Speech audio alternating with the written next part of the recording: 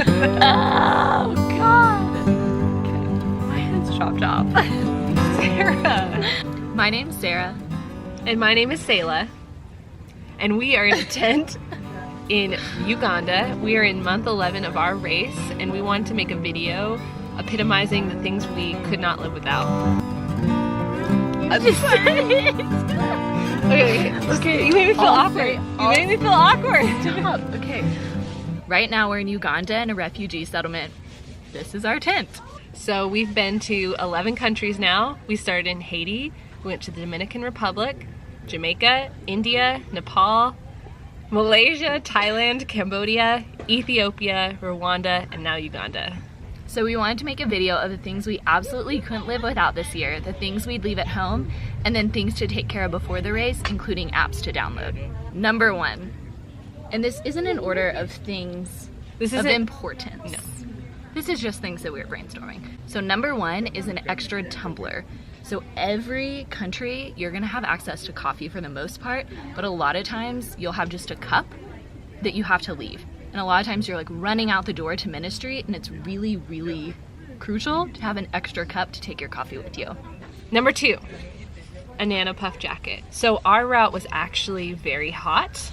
However, airports are not hot, and there will be random times that you will use it. So Nano Puff jacket packs down super small. Every single travel day, because shockingly, buses are absolutely freezing. So even in India, when it's 120 degrees, the bus is freezing cold. Nano Puff. So much happier. The things that I absolutely couldn't live without this year were my house shoes. They're looking pretty ratchet right now, so I'm not gonna show you. But you're living in community this entire year. Everyone is sharing a bathroom for the most part. You'll always be sharing with at least 6 people. And going to the bathroom barefoot is really gross. Number 4, bring a sarong. So if you don't know what a sarong is, it is actually multi-purposed. It is great as a blanket. It's great as like a towel. Instead of bringing one of those super expensive absorbent microfiber towels. They're terrible, don't bring one. Bring a sarong. Bring a sarong. It's a great sheet. It can protect you when you ride a gross bus. You lay it on the seat. In Africa, when you have to wear a skirt all the time and you have like 2 skirts, you can wrap this around. And because this is super cute, nobody will ever know. Also, you can usually pick these up on the field, but I would also recommend ordering one before you leave. Amazon. Maybe have 2. They're really great.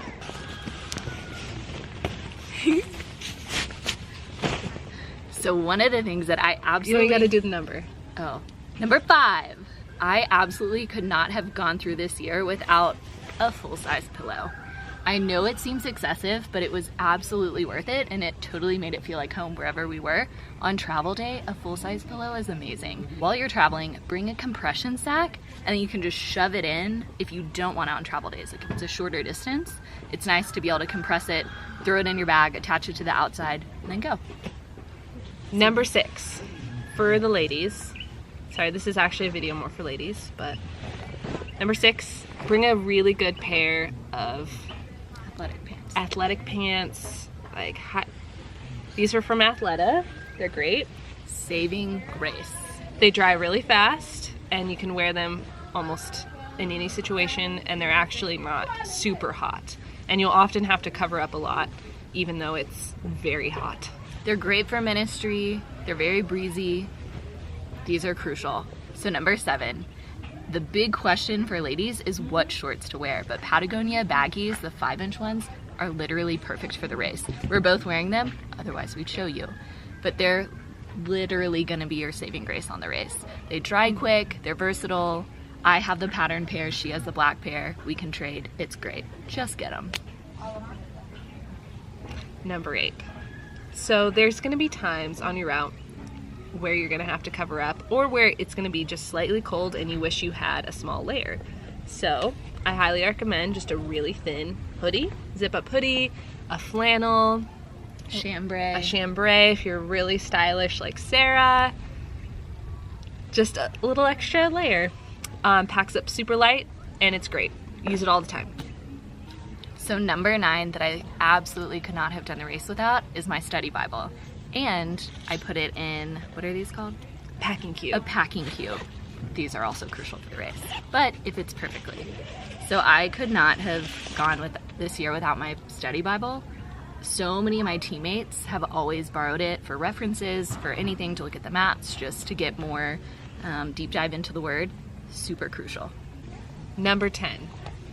This is a journal. It's very thin. Okay, hold on. What's a good head? Straight on. Perfect. You can get these in a multi-pack at Barnes & Noble. Amazon. It's really great. It's actually a moleskin journal. It has a lot of pieces of paper in it, but I didn't like carrying around really clunky journals, and Agreed. This fits compact, and I've sent things home multiple times on the race, so sent home my journals, and all I have is a tiny one. Another super crucial item. Number 11. The power bank. I know this looks gigantic. No. That's a power strip. Oh yeah.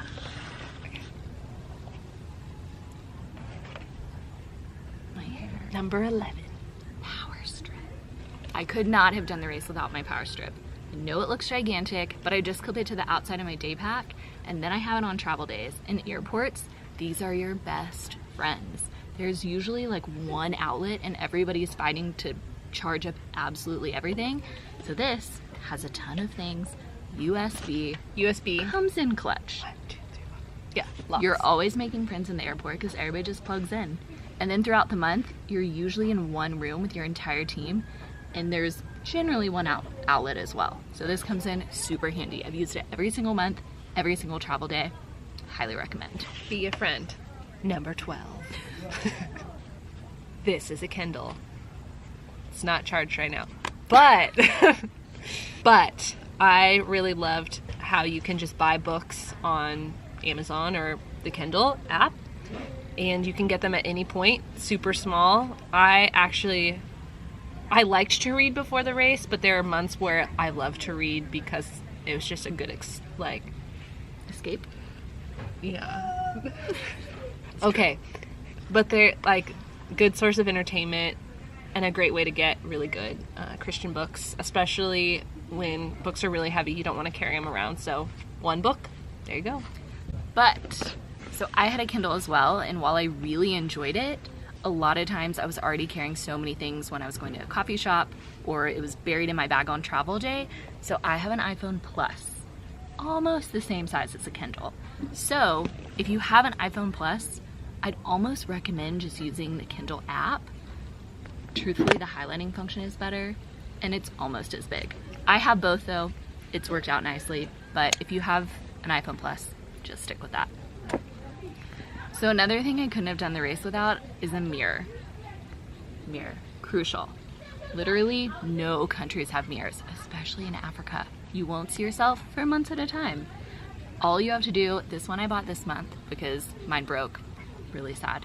But just buy a big flat one and you can fit it in the laptop part of your day pack, and it should last you all year. It's so helpful when you're doing your hair, you need to pluck your eyebrows, just anything. You need to see what you look like. Really You'll great. want to see. Everyone, literally every person on my team uses my mirror. I get a lot of flack for it, but everybody uses it. Next, I'm going to talk about one of the most crucial items on the race. Literally one of the most crucial. It's hard to tell what it is. It's a travel sheet. They are notoriously expensive for a good one.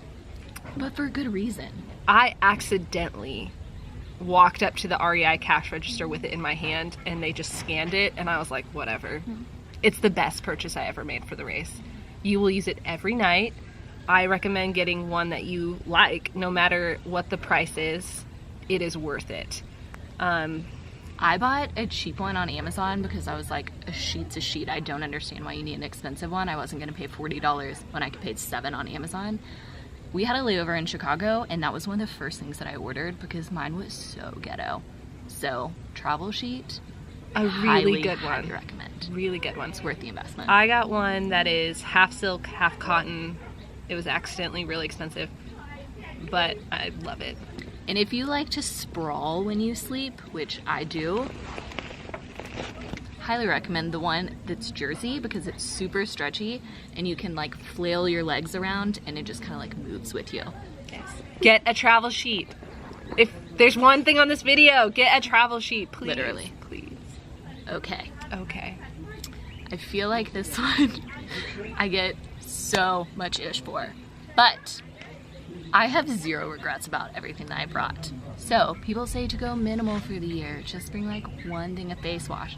Y'all, that does not work. I did that at training camp and my face felt like sandpaper by the end of the 2 weeks. So, highly recommend an exfoliator. I've used this one all year and it's been my saving grace. Scrub yo face. Oh, Sayla brought this wonderful cleanser. What is it? Burt's Bees soap bark and chamomile. It's wonderful. We add baking soda to it and it's such a nice little face scrub. Also, bring a really, really good moisturizer that has SPF. This is Elta MD and it's a prescription, it's over the counter from your dermo, but it's prescription, so the SPF in this is a lot better than anything you'd get at Walgreens, and it's SPF 40. It's the best. Okay, now focus back on us. Also, bring a retin-A. You're in the sun all year, you're gonna get wrinkles. This is the best thing you can do. That's true. Okay. One thing I truly couldn't have lived without this year was really good underwear. My advice is don't go to Walmart or Target and buy cheap underwear. Go invest in like 10 pairs of really good underwear. Yes. You won't regret it. You hand wash your clothes almost all year and they get holes in them really fast. I bought really good underwear and they're all still almost exactly how I bought them. So highly recommend. That's worth the money. Also, don't get the cotton kind. Get the kind that are like the sport, breathable, spandexy. Definitely worth it. Travel sheet, good underwear. Top 2. Agreed. Thank you. Agreed. Another thing that I'd recommend is a giant power bank. It literally weighs like a pound, but it's so worth it. So instead of bringing those like tiny ones that only hold 1 charge, this one holds like 10 charges. I'll link it in our thing. Totally worth it. Because right now we're in Africa and we can only charge stuff for a couple hours a day, and literally everything dies. So if you have something that can get you through a couple days, it's totally worth it. Definitely. I use it, so all the time. Okay, so something that has honestly made me feel like pretty homey on the race that I would bring again in a heartbeat are organization things. So these cubes, you can get them at Target. I got these at the dollar store because they're a lot thinner, so they pack down. These have been incredible. Both of us have them. Yep. We put clothes in them. You can put your toiletries in them. That way you're not living out of a suitcase for the entire year. You can take your stuff out, get organized once you get to a country, and it helps you feel at home. They're super lightweight. They pack down. You can put them, I put them in where my laptop goes in my backpack. I just slide them in there as well. I have 2. I honestly wish I'd brought 3. I also brought command strips. There are never hooks or closets or anywhere really to put your stuff abroad. So those cubes, command strips, and then I actually brought some metal hangers. I know that seems excessive, but they're flat, they're lightweight. I put them in my laptop part as well, and being able to like actually hang up your stuff so that it's not super wrinkled and just everywhere has been really, really nice. So next, we're gonna tell you the things we wish we hadn't brought. Number 1. There are 2 ways you can light your life up. 3 ways. There's multiple ways.